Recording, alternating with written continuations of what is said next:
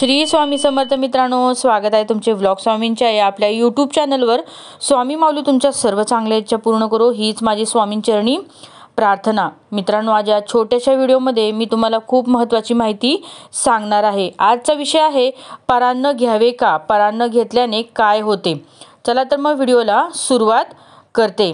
मित्रांनो, गाणगापुरात एक बहुश्रुत वेदज्ञ ब्राह्मण होते। ते कर्ममार्गी होते, परम ज्ञानी होते।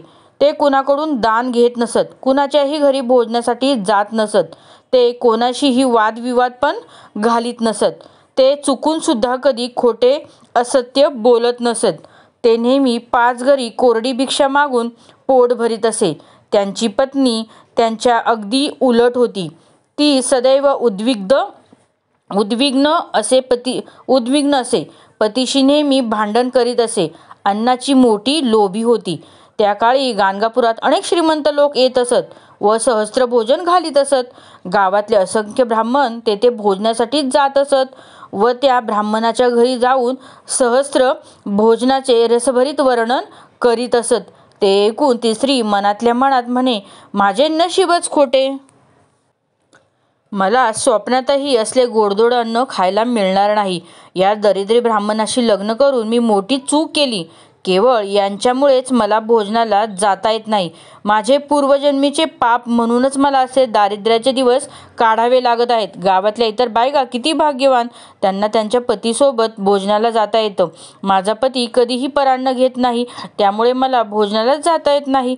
माझे नशीबच फुटके, दुसरे काय। परमेश्वरा, मी काय करू, असे ती नेहमी दुःख भरीत वाक्यात परमेश्वराला आळवणी घालत असे। मित्रांनो, असेच एकदा एका श्रीमंत माणसाने आपल्या पितरांच्या श्राद्धानिमित्त गाणगापुरात ब्राह्मण भोजनाचा बेत आखला होता। त्यांनी गावातील अनेक दाम्पत्यांना भोजनाचे निमंत्रण दिले होते। ते पाहून ती ब्राह्मणे, ती स्त्री आपल्या पतीला म्हणाली, आज आपल्या गावात एका श्रीमंत ब्राह्मणाने पितृश्राद्धानिमित्त सुग्रास भोजन देण्याचे ठरवले आहे। आपणही त्या भोजनाला जाऊया का? निदान एक दिवस तरी चांगलं गोडधोड खायला मिळेल। तिथं वस्त्रे, दक्षिणाही मिळणार आहे। मला पण खूप इच्छा आहे तिथे जाण्याची। तुम्हाला यायचे नसेल तर मला तरी जाण्याची परवानगी द्यावी। त्यावर ते ब्राह्मण म्हणाले, परान्न न घेण्याचे माझे व्रत आहे, त्यामुळे मी मुळीच येणार नाही। तुला जायचे असेल तर खुशाल जा।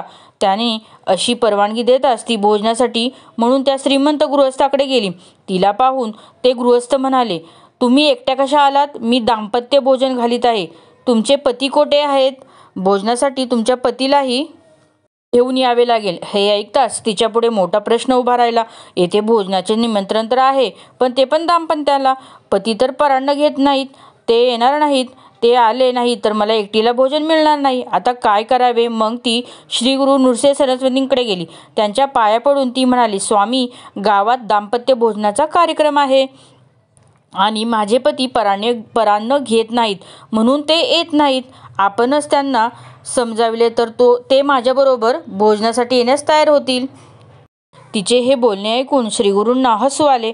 मग ते तिच्या पतीला म्हणाले, अरे, तुझ्या पत्नीला मिष्टान्न खाण्याची तीव्र इच्छा आहे, म्हणून तू तिच्याबरोबर तिच्यासोबत भोजनाला जा।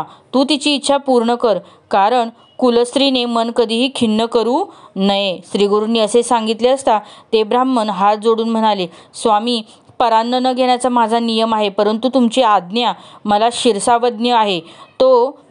जो आपल्या गुरुची आज्ञा मानित नाही त्याला भयंकर अशा नरकात जावे लागेल, म्हणून मी पत्नीबरोबर भोजनासोबत जाईल। मग श्रीगुरूंचा निरोप घेऊन ते दाम्पत्य भोजनासाठी गेले। आज आपणास स्वादिष्ट भोजन मिळणार या विचाराने त्या ब्राह्मण स्त्रीला खूप आनंद झाला। ती दोघे पानांवर बसले। वाढण सुरू झाले। भोजनाला सुरुवात झाली।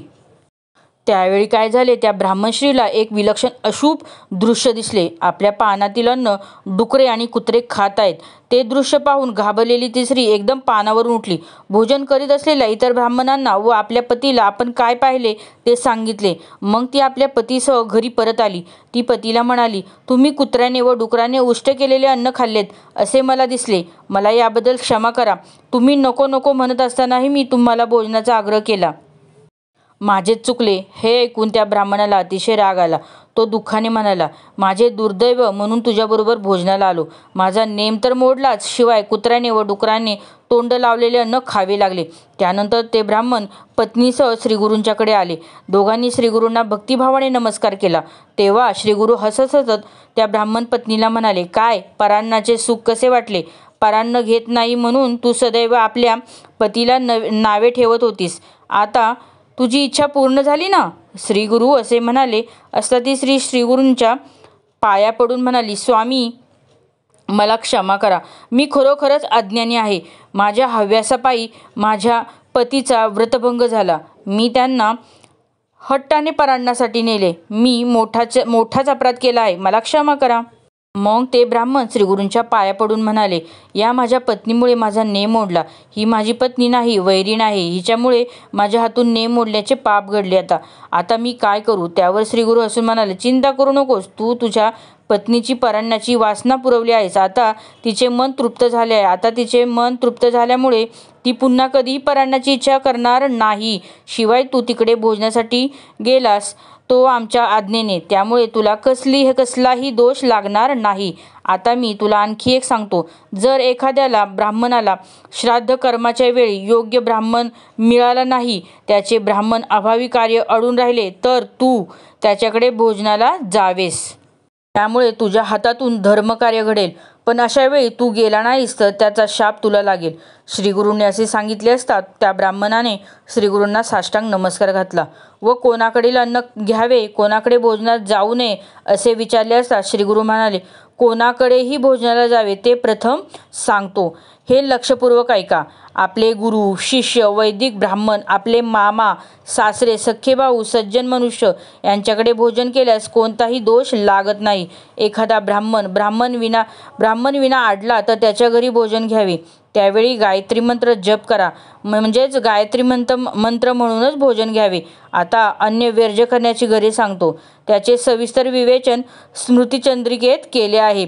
ते खूप मोठे आहे. ते मी तुला सारांश रूपाने सांगतो. ऐक. आपल्या आईवडिलांकडून आपली सेवा करून घेणारा धनलोभी, आपल्या बायका मुलांचे हाल करणारा गर्विष्ठ, चित्रकार, मल्ल असलेला ब्राह्मण, वीणावादक, समाजाने बहिष्कृत केलेला, याचक वृत्तीचा, स्वतःची स्तुती स्वतः करून घेणारा, परनिंदा करणारा, क्रोधी, पत्नीने टाकलेला, तामसी वृत्तीचा, कंजूष, दुराचारी, ढोंगी, व्यभिचारी, निपुत्रिक, विधवा स्त्रीच्या अधीन असलेला पुरुष, ब्राह्मण, दारू तयार करणारा, आपल्या ज्याच्या दाराबरोबर राहणारी बाहेरखेळली स्त्री, चोर, कपटी, पतिताकडून धन घेणारा, सौदागर, देवभक्ती न करणारा, जुगारी, स्नान न करता भोजन करणारा, संध्या वंदन न करणारा, कधीही दानधर्म न करणारा, आपल्या पितरांचे श्राद्धकर्म न करणारा, दांभिकपणे जप करणारा, पैसे घेऊन जप करणारा, दुसऱ्यावर केलेले उपकार बोलून दाखवणारा, व्याजाने पैसे देणारा, विश्वासघातकी,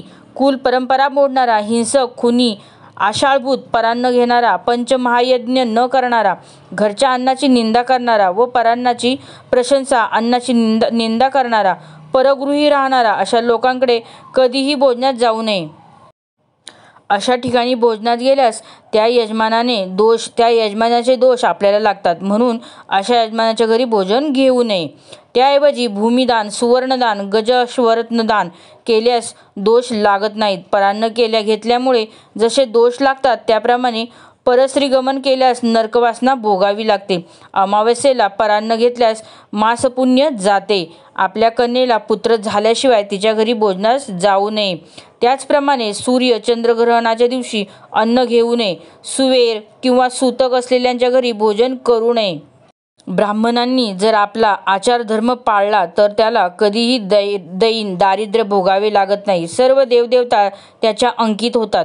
त्याला महासिद्ध प्राप्त होतात. घरामध्ये सर्व प्रकारच्या सुखसोयी सुविधा उपलब्ध होतात. कारण घरातल्या लोकांची बुद्धी सुव्यवस्था चालते. त्यामुळे परांना कधीही घेऊ नये.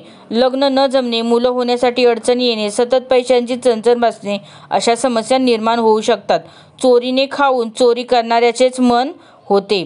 बासमती तांदूळ विकणारा एक व्यापारी रोज रेल्वेने प्रवास करत असे. त्याच्यातून एक दिवशी त्याची स्टेशन मास्तरांशी ओळख झाली. पुढे त्यांचे गाढ मैत्रीत रूपांतर झाले. स्टेशन मास्तरांनी मैत्रीमुळे त्याला बोगीतून चोरून काढलेला सुवासिक तांदूळ अगदी स्वस्तात चांगला मिळू लागला. असं खूप दिवस चाललं. व्यापाऱ्याने विचार केला की इतकं पाप होतंय तर थोडा दानधर्म पण व्हायला हवा. एक दिवस त्याने बासमती तांदळाची खीर बनवली आणि एका साधूला आमंत्रित केले. त्यानुसार साधू महाराजांनी व्यापाऱ्याच्या आमंत्रणाचा स्वीकार केला आणि त्यांच्या घरी गेले. पाहुणचार घेतला, भोजन केले, खिरीचा आस्वाद घेतला. दुपारची वेळ होती. व्यापारी म्हणाला, महाराज, थोडा वेळ आराम करा, ऊन कमी झाले की जा. साधू महाराजांनी ते ऐकलं. ते आरामात करत बसलेल्या बेडवर लपून व्यापाऱ्याने खूप मोठ्या रकमेच्या नोटांची बंडल ठेवली होती. साधू महाराजांनी त्या बेडवर आराम केला. त्यांना नोटांची चाहूल लागली. इतक्या बंडलांपैकी 2-4 बंडल झोळीत घातले तर काय फरक पडणार आहे, व्यापाऱ्याला तरी समजणार देखील नाही, असा विचार करून त्यांनी 3-4 बंडल झोळीत घातले. संध्याकाळी व्यापाऱ्याला आशीर्वाद देऊन साधू महाराज निघून गेले. दुसऱ्या दिवशी व्यापारी नोटा मोजायला बसल्यावर त्याच्या लक्षात आलं की पैसे कमी आहेत. व्यापारी विचार करू लागला की घरामध्ये कोण दुसरं आलंच नाही, महाराज कसे चोरी करतील. व्यापाऱ्याने नोकरांची पिटाई चालू केली. इतक्यात साधू महाराज तिथे पोहोचले. आपल्या झोळीतून नोटांची बंडले काढून व्यापाऱ्याला देत म्हणाले, नोकरांना मारू नका, मी पैसे घेऊन गेलो होतो. व्यापारी महाराज, तुम्ही कसे पैसे चोराल. इथे नोकरांकडे चौकशी सुरू केल्यानंतर भीतीने त्यांच्यापैकी कोणीतरी तुम्हाला ते पैसे दिले असतील आणि नोकराला वाचवण्यासाठी तुम्ही असे बोलत असाल. साधू महाराज म्हणाले, हा दयाळूपणा नाही, खरंच मी मोहापायी पैसे चोरले होते. साधू महाराज म्हणाले, शेठ, तुम्ही खरं सांगा, काल तुम्ही खीर का आणि कशाची बनवली होती. त्यावर व्यापाऱ्याने खरी सर्व हकीकत त्यांना सांगितली. साधू महाराज म्हणाले, चोरीच्या तांदळाची खीर खाल्ल्यामुळे माझ्या मनात पण चोरीची भावना निर्माण झाली. सकाळी जेव्हा पोट मोकळे झाले तेव्हा माझी बुद्धी पुन्हा जागेवर आली आणि माझ्याकडून किती मोठी चूक झाली त्याची जाणीव झाली. माझ्यामुळे बिचाऱ्या नोकरांना त्रास झाला असेल म्हणून तुमचे पैसे परत करायला आलो. म्हणूनच जसं खाऊ अन्न तसं होईल मन, जसे पिऊ पाणी तशी होईल वाणी, जशी शुद्धी तशी बुद्धी, जसे विचार तसा संसार. श्री स्वामी समर्थ. अन्नपूर्णा देवी नमो नमः. व्हिडिओ आवडल्यास नक्की लाईक करा. श्री स्वामी समर्थ.